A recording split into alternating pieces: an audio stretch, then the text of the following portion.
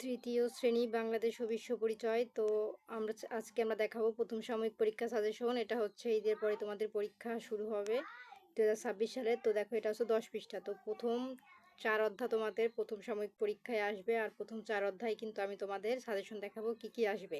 তো এটা হচ্ছে প্রথম অধ্যায়ের টিক চিহ্ন থেকে শুরু করব, কোনগুলো ইম্পর্টেন্ট সেগুলো আমি দেখাবো, আর তারপরে রিডিং থেকে কিভাবে তোমাদের প্রশ্ন করা হয় সেটাও দেখাবো। তো চলো ভিডিও শুরু করি এবং বলে রাখি চ্যানেলটি সাবস্ক্রাইব করে দিতে, কারণ সাবস্ক্রাইব করলে আমি ভিডিও আপলোড করলে অটোমেটিক তোমাদের ফোনে ভিডিওগুলো চলে যাবে।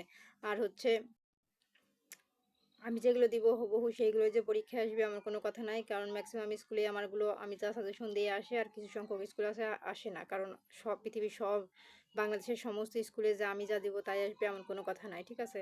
কিন্তু ম্যাক্সিমাম স্কুলে আসে, যাদের আসে তারা কিন্তু সবাই আমাকে কমেন্টে বলে যে আপু এসেছে, এবারও আপনি সাজেশনগুলো তৈরি করেন। তো চলো তোমাদের দেখাই কোনগুলো ইম্পর্টেন্ট। এখানে মাত্র 5টা টিক চিহ্ন আছে, তো এখান থেকে আর ইম্পর্টেন্ট দেখাবো না, 5টা ধরেই পড়বা। আর এখানে শূন্য স্থানের মধ্যে থেকে যেগুলো ইম্পর্টেন্ট, এই 2 নাম্বার, 3 নাম্বার আর হচ্ছে 5 নাম্বার। তারপর এখানে যে ডান বামটি আছে এটা 99% আছে, আর যেটা 100% ইম্পর্টেন্ট সেটা আমি নিচে দেখাবো, কিন্তু এটা হচ্ছে 99%। আর এখান থেকে সংক্ষিপ্ত প্রশ্ন 1 আর 2 নাম্বার ইম্পর্টেন্ট, আর এখান থেকে বর্ণনামূলক যে প্রশ্নগুলো পরীক্ষায় আসার মতন তা হচ্ছে এখান থেকেও 1 আর 2 নাম্বার। এখন চলে যাব দ্বিতীয় অধ্যায়। তো চলো দ্বিতীয় অধ্যায় থেকে এখন দেখাই রিডিং থেকে কিভাবে প্রশ্ন আসে, কারণ তোমরা অনেকে ভাবো বাইরে থেকে প্রশ্ন দেয়, আসলে বাইরের থেকে দেয় না, রিডিং থেকেই দেয়, তোমরা আসলে বুঝো না। এই যে আমি দেখালাম এই অধ্যায়ের যে লাস্টে যে প্রশ্ন থাকে ওইগুলো তো দেয়ই, আর রিডিং থেকে আর অর্ধেকগুলো দেয়, ঠিক আছে। যেমন দেখো এখানে আছে, এই যে দেখো এখানে আছে যে আমাদের দেশে চাকমা, মারমা, ত্রিপুরা, গারো, সাঁওতাল প্রভৃতি নৃগোষ্ঠীর মানুষ বসবাস রয়েছে। তো তোমাদের প্রশ্নে আসতেই পারে যে এদেশে কত ধরনের গোষ্ঠী বসবাস করে। তো তোমরা যদি রিডিংটা পড়ো তাহলে জানতে পারবা যে এই ধরনের মানুষ বসবাস করে। বুঝতে পারছো? তো এইভাবে কিন্তু পরীক্ষায় তোমাদের রিডিং আসে, শূন্য স্থান, টিক চিহ্ন এইগুলো কিন্তু আসে, ঠিক আছে। তারপর দেখো এখানে আছে চাহিদা সম্পূর্ণ মানুষ। তো তোমাদের প্রশ্ন আসতেই পারে যে চাহিদা সম্পূর্ণ মানুষ কাকে বলে। তো এই যে দেখো এখানে যে কেউ হয়তো বুদ্ধিগতভাবে পিছিয়ে রয়েছে, কেউ হয়তো বা শারীরিক সমস্যার কারণে চলাফেরা ও কাজকর্ম করতে পারে না, তো তাদের আমরা বিশেষ চাহিদা সম্পূর্ণ মানুষ বলি। তবে দেখলা কিভাবে রিডিং থেকে প্রশ্নগুলো আসে। তো এইরকম ভাবে রিডিংগুলো তোমরা পড়বা, দেখবা অনেক ধরনের রিডিং থেকে তোমাদের শূন্য স্থান, টিক চিহ্ন এবং প্রশ্ন কমন পড়ে গেছে। কারণ আমি তোমাদের বলি 50%-এর কম, মানে 40% আসে তোমাদের রিডিং থেকে, আর 60% এই বই থেকে আসে, ঠিক আছে। এই জন্য রিডিংগুলো বেশি করে পড়বো। আমি তোমাদের দেখিয়ে দিলাম রিডিং থেকে কিভাবে প্রশ্ন তৈরি করা হয়, আশা করি তোমরা বুঝেছো। তো এই যে এখান থেকে রিডিং যা আছে সব পড়বা, রিডিং ভালো করে পড়লেই দেখবা যে তোমাদের সব কিছু কমন পড়ে গেছে। আর এখান থেকে টিক চিহ্ন আছে মাত্র 2টা, তাই 2টা ধরেই কমপ্লিট করবা। আর এখানে আমাদের শূন্য স্থান আছে, তো এখান থেকে যেগুলো ইম্পর্টেন্ট, এই যে আমি যেগুলো মার্ক করে দিচ্ছি এইগুলো কমপ্লিট করবা, ঠিক আছে। আর হচ্ছে এখান থেকে সংক্ষিপ্ত প্রশ্ন 2টা আছে, 2টা ইম্পর্টেন্ট, আর বর্ণনামূলক এখানে আছে হচ্ছে 1 নাম্বার ইম্পর্টেন্ট, আর এই 2 নাম্বারটা ইম্পর্টেন্ট, তবে এটা এই 1 নাম্বারটা হচ্ছে 100% ইম্পর্টেন্ট, ঠিক আছে। আর এই 2 নাম্বারটা হচ্ছে 99%। তারপর চলে যাবো তৃতীয় অধ্যায়, কারণ আমরা চতুর্থ অধ্যায় পর্যন্ত সাজেশন তোমাদের দেখাবো। তো দেখো এই যে দেখো এখানে আছে ভাষা আন্দোলন, ঠিক আছে। তো তোমাদের প্রশ্নে আসতেই পারে যে ভাষা আন্দোলন কত সালে শুরু হয়, বা ভাষা আন্দোলন সম্পর্কে বর্ণনা করো। তো তোমরা কিন্তু এই যে ভাষা আন্দোলন এই সালে শুরু হয়, আর ভাষা আন্দোলন সম্পর্কে বর্ণনা কি, নিচে দেখো এখানে আমাদের রিডিং লেখা আছে অনেক, ঠিক আছে। এই যে দেখো এই রিডিংটা পুরো পড়লে তোমাদের অনেক প্রশ্নের অ্যান্সার তোমরা ভিতর থেকে পেয়ে যাবে। দেখো এখানে আছে 1947 সালে ভারত ও পাকিস্তান নামে দুটি স্বাধীন রাষ্ট্রের জন্ম হয়। তো তোমাদের আসতে পারে যে দুটি স্বাধীন রাষ্ট্রের জন্ম হয় কত সালে। তো তোমরা রিডিংটা পড়লে জানতে পারবা যে 1947 সাল, আর রিডিং না পড়লে কি জানতে পারবা না। এই জন্যে রিডিংটা পড়লে তোমরা অনেক প্রশ্ন এখান থেকে পেয়ে যাবা। তারপর এখানে আছে 1948 সালে পূর্ব পাকিস্তানের জনগণ বাংলাকে রাষ্ট্রভাষা করার দাবি করে। তো তোমাদের প্রশ্ন আসতে পারে বাংলাকে রাষ্ট্রভাষা করার দাবি করে কত সালে। উত্তর কি হবে, এই যে 1948 সাল। তো তোমরা রিডিং না পড়লে কেমনে জানবা, এই জন্য রিডিং পড়বা, এখান থেকে অনেক প্রশ্ন আসে।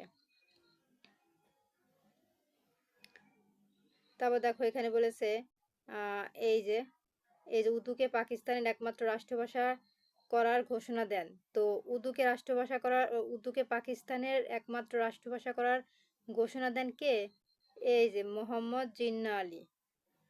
এই দেখো মোহাম্মদ জিন্নাহ আলী, ঠিক আছে? তো রিডিং পড়লে তোমরা পেয়ে যাবা সমস্ত অ্যান্সার। তারপরে ১৯৫২ সালে ২১শে ফেব্রুয়ারি রাজপথে মিছিল বের হয়। তো কত সালে অ্যা কতই ফেব্রুয়ারি রাজপথে মিছিল বের হয়? যে ১৯৫২ সালের। ঠিক আছে? তারপর দেখো নিচে এখানে কিন্তু অনেক ইম্পোর্টেন্ট প্রশ্ন আছে। দেখো সাল, সমস্ত কিছু দেওয়া। তোমরা এটা কিন্তু 100% পড়বা। এটা পড়লে অনেক প্রশ্ন তোমাদের কমন পড়বে পরীক্ষায়। শূন্যস্থান টিকছে না, আমি গ্যারান্টি দিয়ে বলতেছি। এই যে এইটা আরো বেশি করে পড়বা। দেখো কত সাল দেওয়া, কত জেলার নাম দেওয়া। ঠিক আছে? এখান থেকে কিন্তু অনেক ধরনের প্রশ্ন তোমরা পরীক্ষায় কমন পেয়ে যাবা। ঠিক আছে?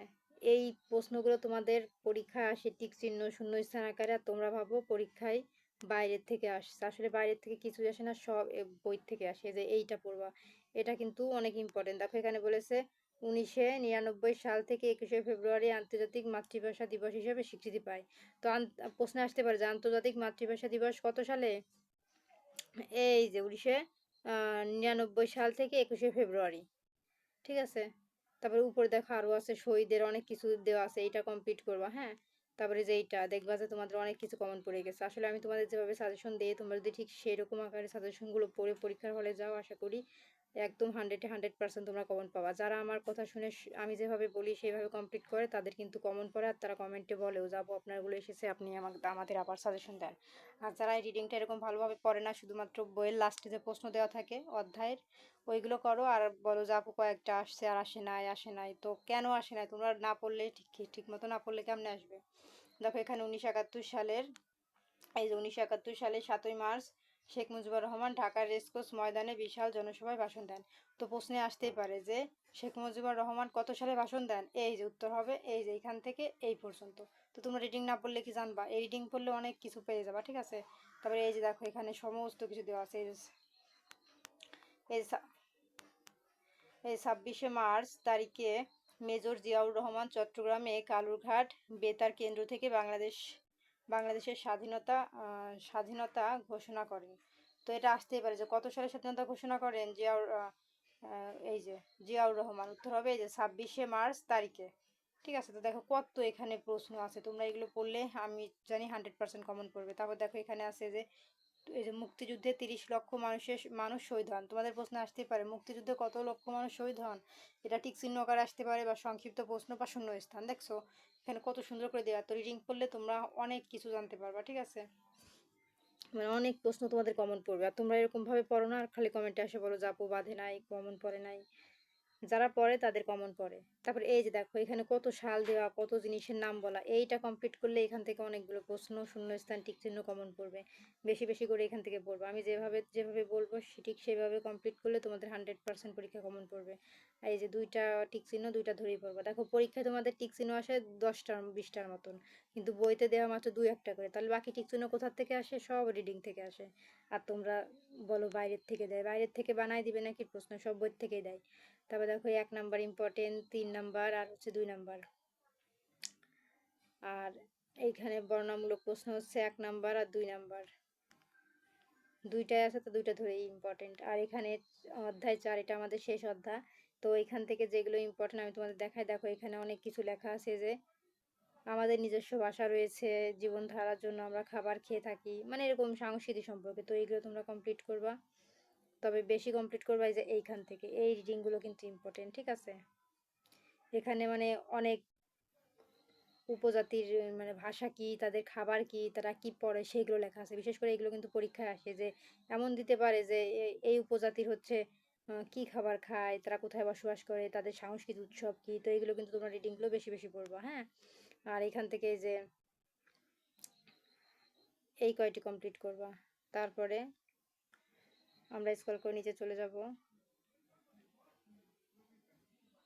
এই যে তোমরা কিন্তু এইখান থেকে এই যে উৎসব, এই পুরো কিছু কমপ্লিট করবা। ঠিক আছে? এর মধ্যে থেকে অনেক প্রশ্ন তোমাদের কমন পড়বে। তারপরে যে এখান থেকে এই যে 1, 2 আর 4 নাম্বার কমপ্লিট করবা। ঠিক আছে? আর এই ডান বামটা অতটা ইম্পর্টেন্ট না, কিন্তু দ্বিতীয় অধ্যায় যে ডান বামটা আছে ওটা কিন্তু 100% ইম্পর্টেন্ট। ঠিক আছে? এখন এখানে টিক চিহ্ন আছে মাত্র দুইটা ধরেই কমপ্লিট করবা। আর এই যে এই ডান বাম মিলকরণটা কিন্তু অনেক ইম্পর্টেন্ট, একটা ডান বাম মিলকরণ, এটা কমপ্লিট করবা। আর এখান থেকে দুইটা প্রশ্ন আছে, দুইটা ধরেই করবা। আর এখান থেকে এই 2 নাম্বারটা বেশি ইম্পর্টেন্ট, তবে চাইলে 1 নাম্বারটাও করতে পারো। তো এই ছিল আমাদের আজকের মতন সমাধান। পরবর্তীতে অন্যান্য সাবজেক্টের ভিডিও দেখার জন্য অবশ্যই সাবস্ক্রাইব মাই চ্যানেল। আর ভিডিওটি কে কোথা থেকে দেখছো অবশ্যই কমেন্টে বলবা।